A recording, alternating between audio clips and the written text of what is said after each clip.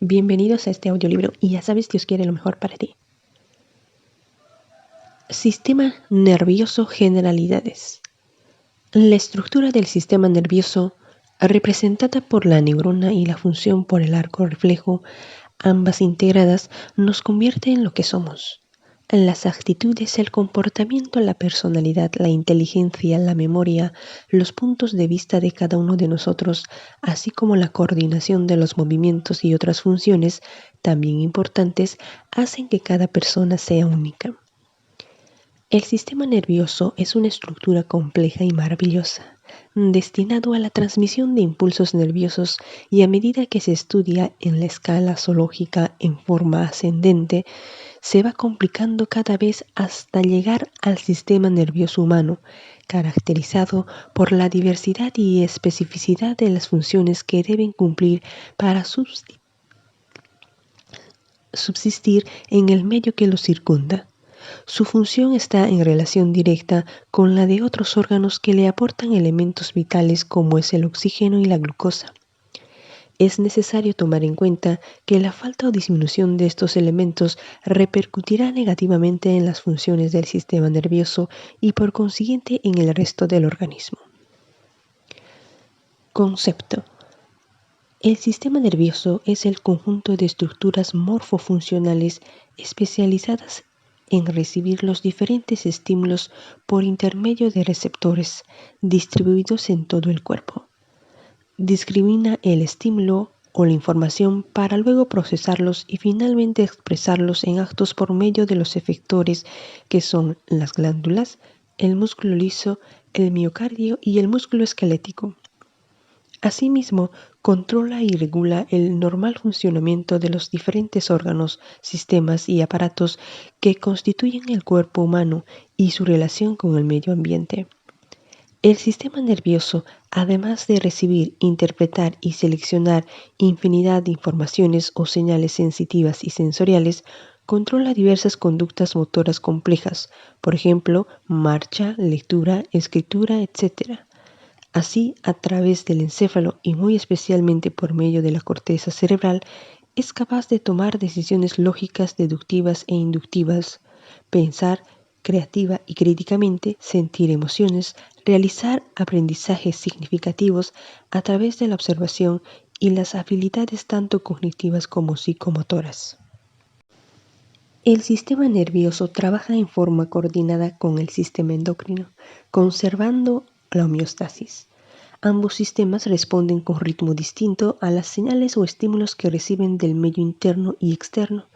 Así, los impulsos nerviosos producen efectos en cuestión de milisegundos y actúan generalmente a través de los neurotransmisores, siendo su duración de acción breve. En cambio, en el sistema endocrino, los efectos son más tardíos, llegan a los órganos o efectores por la sangre, actúan por medio de las hormonas y sus efectos son más prolongados. Desarrollo del sistema nervioso. El desarrollo del sistema nervioso central se produce en 3 etapas sucesivas que son la inducción, la neurulación y la formación de vesículas encefálicas. Durante la inducción, el ectodermo se convierte en neuroectodermo y forma así la placa neural alrededor del 17º día en la región dorsal del embrión. En el proceso de neurulación, la placa neural se pliega para formar el canal neural y posteriormente el tubo neural con sus 2 orificios, neuroporo anterior y neuroporo posterior. Estos orificios se cierran alrededor de los días 24 y 26 respectivamente. Las células de los bordes del canal neural se separan de la línea de unión del conducto o tubo neural para formar la cresta neural a lo largo del tubo. De la cresta neural derivan la mayor parte de las estructuras del sistema nervioso periférico y el sistema nervioso autónomo, la médula de la glándula suprarrenal, etc. En la extremidad cefálica del tubo neural y antes del cierre de los neuróporos aparecen 3 relieves que corresponden a las 3 vesículas encefálicas primitivas que de arriba abajo se denominan prosencéfalo, cerebro anterior, mesencéfalo, cerebro medio y rombencéfalo, cerebro posterior. La porción caudal del tubo neural no se modifica y permanecerá de manera definitiva en el conducto raquídeo como médula espinal. Durante la quinta semana, las 3 vesículas encefálicas primarias se transforman en 5 vesículas secundarias que en sentido cefalocaudal son telencéfalo, diencéfalo, mesencéfalo, metencéfalo y mielencéfalo.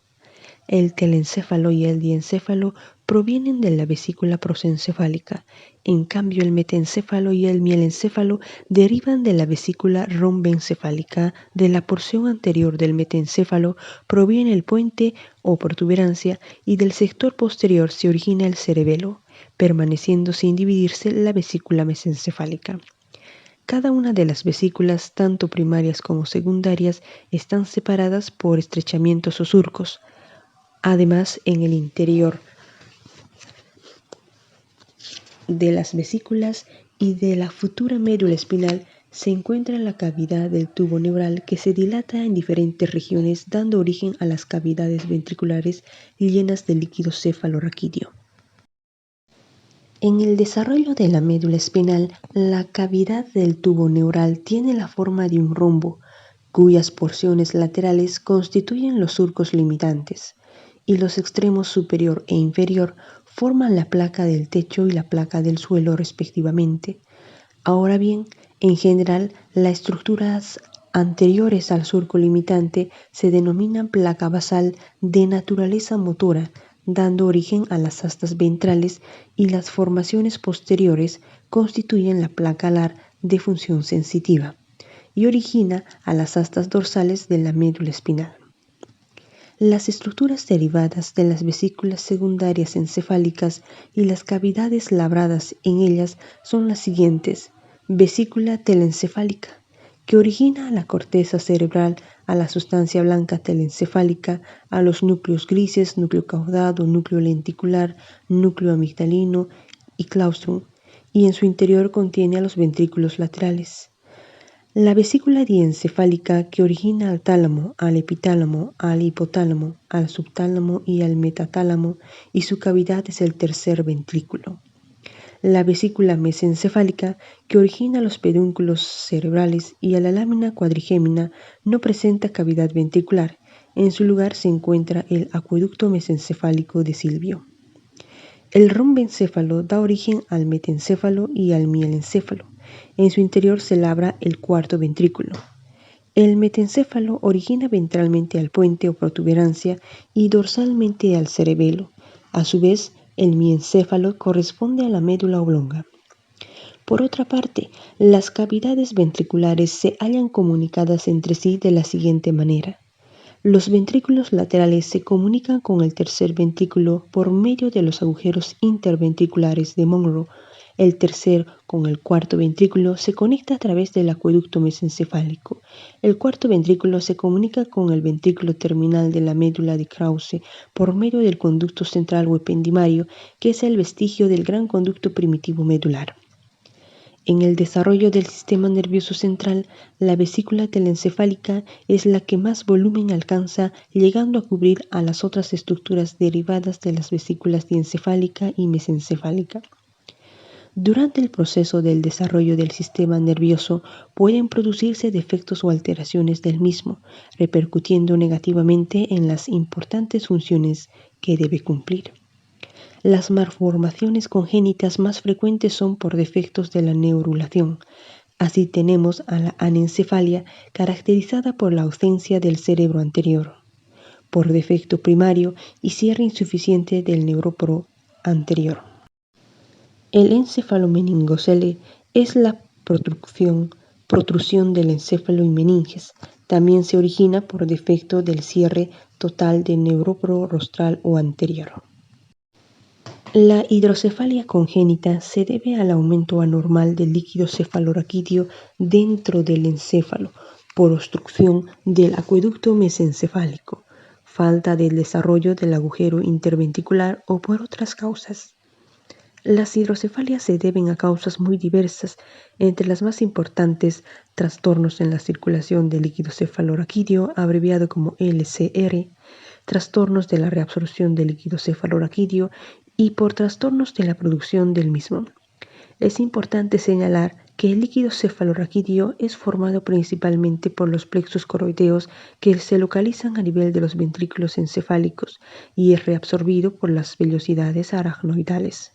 Existe una circulación permanente de este líquido, cuyo estudio se efectúa con mayor detalle en el capítulo 19 de meninges y líquido cefalorraquídeo.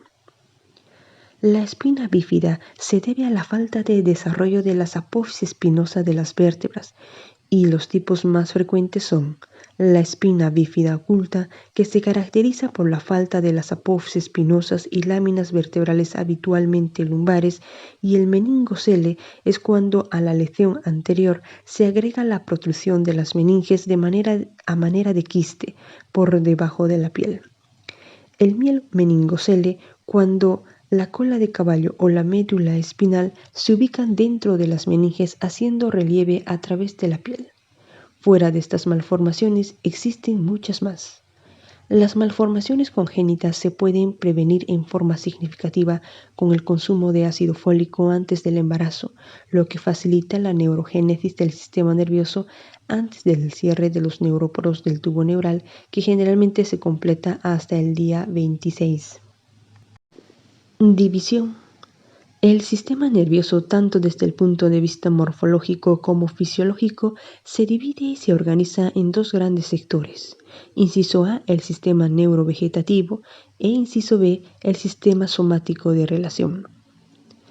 El sistema nervioso autónomo neurovegetativo o visceral es involuntario, inerva al músculo liso, cardíaco y a las glándulas, controlando justamente con el sistema endocrino el medio interno del organismo. El sistema nervioso somático o de relación es voluntario, ejemplo, hablar, escribir, etc., o subconsciente, parpadear, cambiar de posición durante el sueño. Comprende a los órganos de los sentidos e inerva el aparato osteoartromuscular y a la piel. Se llama también sistema nervioso de la vida de relación porque nos pone en contacto con el medio circundante. Gracias a este sistema ejecutamos movimientos y percibimos sensaciones. El sistema nervioso central comprende al encéfalo contenido en el neurocráneo y a la médula espinal que se aloja en el conducto raquídeo. El sistema nervioso periférico corresponde a los pares craneanos en número de 12 que tienen su origen en el encéfalo: olfatorio 1, óptico 2, oculomotor 3, troclear 4, trigémino 5, abducen 6, faciales 7, vestíbulo coclear el 8, glosofaringio el 9, el vago el 10, accesorio 11, hipogloso 12. Y a los pares raquídeos en número de 31 a 33 que se desprenden de la médula espinal. Los sistemas nerviosos de relación y vegetativo no son diferentes, al contrario se integran tanto anatómicamente como funcionalmente para cumplir adecuadamente importantes funciones. Funciones generales del sistema nervioso. Cumple funciones muy complejas y variadas, siendo el estímulo el agente físico, químico y psíquico capaz de producir una reacción trófica de cambio funcional en un tejido sensible. Este estímulo es captado por los receptores y viaja en forma de impulsos nerviosos por los nervios hasta el sistema nervioso central, que es un centro de análisis y procesamiento de los estímulos o de la información recibida para dar una respuesta adecuada o modificada, cual y cuantitativamente hacia los órganos efectores de acuerdo a las necesidades. Es decir, todos los movimientos voluntarios e involuntarios, las percepciones o las sensibilidades conscientes e inconscientes, los procesos psíquicos como la memoria, afectividad, pensamiento, están controlados por el sistema nervioso, desempeñando las funciones de coordinación, integración, asociación, etc., siendo esta última la más característica y elevada del ser humano. En síntesis, el sistema nervioso funciona perspectivamente por intermedio de las vías sensitivas y sensoriales, actúa en función de acción o función efectora por medio de las vías motoras e integra las funciones intelectuales superiores y psíquicas, vale decir, el sistema nervioso cumple 3 funciones básicas que son sensitiva, motora y la integradora. Estructura del sistema nervioso. En los cortes neuroanatómicos se distingue claramente en el sistema nervioso central dos clases de sustancias, una gris constituida principalmente por cuerpos neuronales, fibras amielínicas, tejido neuroglico y abundante cantidad de vasos sanguíneos. Esta sustancia forma cortezas, capas, columnas y núcleos. Otra blanca constituida por fibras mielinizadas, tejido neuroglico y vasos sanguíneos. El color blanco se debe a la presencia de las fibras mielinizadas. Por los estudios neurohistoquímicos es posible estudiar los siguientes elementos estructurales del sistema nervioso: la neurona, las fibras nerviosas y la neuroglia. La neurona es la unidad estructural del sistema nervioso e interviene en el funcionamiento del tejido nervioso, cuya agrupación forma la sustancia gris del sistema nervioso central. También se la encuentra en los ganglios del sistema nervioso periférico.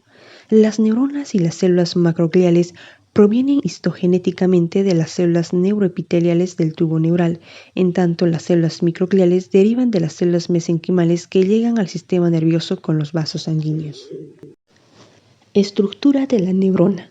Las neuronas están constituidas por dos partes. Inciso A, un cuerpo o soma neural, y B, unas prolongaciones que son de dos tipos, el cilindroeje o axón y las dendritas o prolongaciones citoplasmáticas. Las neuronas, después de alcanzar su desarrollo en general, ya no tienen capacidad de mitosis. El cuerpo neural es la porción esencial para la vida de la neurona.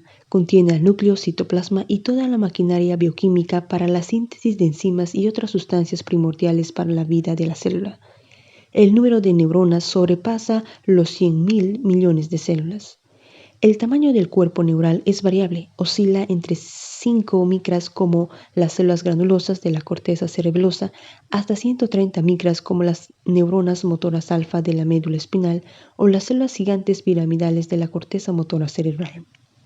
La forma de las neuronas también es variable, existe de forma esférica u ovoide como las neuronas de los ganglios raquídeos, otras adoptan forma piriforme, forma de pera, como las células de Purkinje de la corteza cerebelosa, otras son piramidales como de la corteza cerebral. Finalmente, algunas adquieren formas estrelladas como las motoneuronas alfa de la médula espinal. De acuerdo a las prolongaciones, las neuronas se agrupan en 1. Monopolares, con una prolongación como las de los ganglios raquídeos. 2. Bipolares, con dos prolongaciones como las neuronas bipolares de la retina. 3. Multipolares, que poseen muchas prolongaciones y son las más numerosas. Por ejemplo, se encuentra en el asta anterior de la médula, la corteza cerebral, el tálamo. Las prolongaciones son de dos tipos, como dijimos anteriormente, el axón y las dendritas. El axón o cilindro-eje es una prolongación neural delgada y única que constituye el polo efector de la neurona. Se desprende del citoplasma en la zona denominada cono axónico. Distalmente se arboriza y termina en dilataciones llamadas botones terminales o sinápticos. Los axones están rodeados por una vaina de mielina, pero también existe fibras o axones con poco o nada de mielina. En los axones se producen dos tipos de transporte, el anterógrado y el retrógrado. En el transporte anterógrado, los elementos nutritivos del cuerpo o soma neural son transportados en dirección anterógrada, movimiento hacia adelante, siendo vital para el crecimiento axónico durante el desarrollo. A través de este tipo de flujo se mantiene la estructura axónica, la síntesis y liberación de neurotransmisores. En el transporte axónico retrógrado, movimiento hacia atrás retorna la sustancia catabólica para ser utilizadas por el cuerpo neural. En la clínica, este tipo de transporte se constituye como vía o viaje para algunas toxinas como el tétano, el virus de la rabia, herpes zóster y otros para producir diferentes lesiones en el sistema nervioso central y periférico. Las dendritas son prolongaciones citoplasmáticas que se ramifican repetidamente, son generalmente múltiples, más de una por neurona, y representa el polo receptor de la neurona. Presentan las espinas donde se producen los contactos sinápticos. Funciones de la neurona. La neurona como célula diferenciada cumple las funciones básicas de excitabilidad, conductibilidad y troficidad, relación o función de nutrición. Vale decir, la neurona se especializa para captar, transmitir y elaborar y responder a los estímulos o a las informaciones que le llegan. Estas funciones se realizan gracias a los eslabones neuronales existentes en el sistema nervioso central. El impulso nervioso va desde la dendrita, que es el polo receptor, aferente o centrípedo, al cuerpo neural, llega al cuerpo de la neurona y desde al axón, que es el polo efector, eferente o centrífugo. Por otra parte, las neuronas, de acuerdo a la función que desempeña, pueden agruparse en motoras, sensitivas, sensoriales, vegetativas y asociativas. Fibra nerviosa. Es el elemento anatómico delgado que representa las prolongaciones periféricas de las neuronas, dendrita y axón, que si están rodeados de mielinas son mielínicas, caso contrario son amielínicas. La fibra nerviosa puede agruparse formando paquetes de fibras que se denominan, inciso A, as. Representa al conjunto de fibras homogéneas tanto morfológica como funcionalmente, ya que tienen idéntico origen y terminación. Ejemplo, el haz espinotalámico lateral. Inciso B, fascículo. Es el conjunto de fibras heterogéneas morfológica y funcionalmente, pues tienen diferente origen y terminación. Ejemplo, el fascículo longitudinal medial. Inciso C, cordón. Es una agrupación mayor de fibras, por ejemplo, el cordón posterior de la médula espinal. Sinapsis. Las sinapsis son puntos o áreas de contacto funcional de las neuronas o entre estas y las estructuras musculares. No hay contacto físico real porque existe una separación entre los puntos por donde transcurre el impulso nervioso de las neuronas entre sí. Las sinapsis se realizan por medio de las prolongaciones axónicas o dendríticas que cada neurona posee, siendo los posibles tipos de contacto funcional entre prolongaciones y entre estas y el cuerpo o soma neuronal. Mediante este contacto se produce la transmisión del impulso nervioso de una neurona a otra, excitándola o inhibiéndola.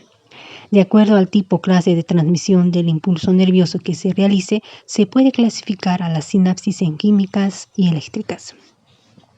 Las sinapsis químicas son aquellas en que la transmisión de impulso nervioso se efectúa mediante neurotransmisores. Estas sinapsis conducen el impulso nervioso en un solo sentido, unidireccional. Vale decir, desde el lado donde están las vesículas cargadas del mediador químico hacia la membrana postsináptica donde se localizan los receptores del neurotransmisor. Morfológicamente, las sinapsis químicas pueden ser de diferentes tipos. Axosomáticas, cuando el contacto se produce entre el axón y el cuerpo neuronal. Axodendrítica, entre el axón y la dendrita. Axoaxónica, entre los axones. Axoespinosa, entre el axón y las espinas de las dendritas. Y dendrodendríticas, entre dendritas. Básicamente, la estructura de la sinapsis química consta de tres partes. Inciso A, membrana presináptica, que se encuentra en los botones terminales dotados de vesículas sinápticas cargadas de sustancias neurotransmisoras. Inciso B, hendidura sináptica. Es el espacio que existe entre las neuronas en sinapsis. Tienen 150 a 350 angstrom. Y en inciso C, membrana postsináptica ubicada en la neurona siguiente. El proceso de la transmisión en la sinapsis química se inicia cuando el potencial de acción o impulso nervioso invade la terminación de la neurona presináptica, produciendo la apertura de sus canales de calcio, aumentando rápidamente la concentración presináptica de calcio, haciendo que las vesículas sinápticas llenas de neurotransmisores se rompan y liberen su contenido hacia la hendidura sináptica, provocando estas sustancias la apertura o cierre de los canales postsinápticos de la membrana postsináptica, especialmente para el sodio, potasio y el cloro. El flujo de la corriente inducido por el neurotransmisor altera el potencial de membrana de la neurona postsináptica, que puede ser excitatorio o inhibitorio, dependiendo de los receptores y de los neurotransmisores. Así, por ejemplo, los anestésicos locales como la procaína y lidocaína actúan bloqueando la apertura de los canales de sodio, impidiendo el pasaje de las señales del dolor al sistema nervioso central. La fenitoína es un medicamento antiepiléptico que en concentraciones terapéuticas bloquea los canales de sodio e inhibe la generación de potenciales de acción repetitivos, impidiendo que el proceso patológico se repita. Además, elevan el umbral de la membrana neuronal para la excitación. Los neurotransmisores más importantes son la noradrenalina, acetilcolina, interviene en la contracción muscular estriada y lisa, dopamina, adrenalina, serotonina, el GABA o ácido GABA-aminobutírico, las endorfinas, glicina, encefalina, metionina, glutamato, aspartato y sustancia P, entre las más importantes. Algunos tienen efecto excitatorio como otros son inhibidores. Por ejemplo, para que vaya contracción del músculo esquelético, en el contacto neuromuscular es indispensable la liberación por parte de la neurona del neurotransmisor acetilcolina. En general, los neurotransmisores son elaborados por las neuronas y cada neurona o tipo de neurona puede elaborar una clase de neurotransmisor. Las sinapsis eléctricas permiten el paso del impulso nervioso de una neurona a otra sin liberación del neurotransmisor. El contacto funcional neuronal de las membranas pre- y postsinápticas están extraordinariamente próximas entre sí y conectadas a través de las conexiones de hendidura que tienen los canales apareados, es decir, frente a frente. Desde el punto de vista morfológico, las sinapsis eléctricas más frecuentes son las axosomáticas, dendrosomáticas, dendrodendríticas y las somáticas.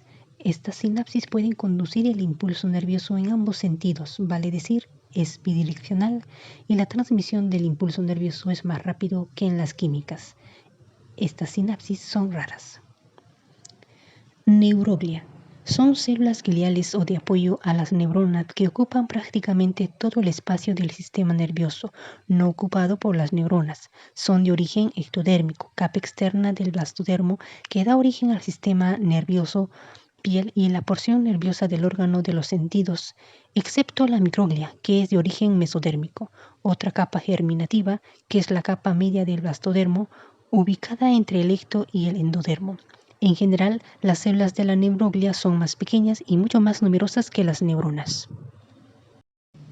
Entre las células gliales más representativas tenemos astrocitos protoplasmáticos de aspecto estrellado y abundantes en la sustancia gris. Los astrocitos fibrosos más pequeños y abundantes en la sustancia blanca.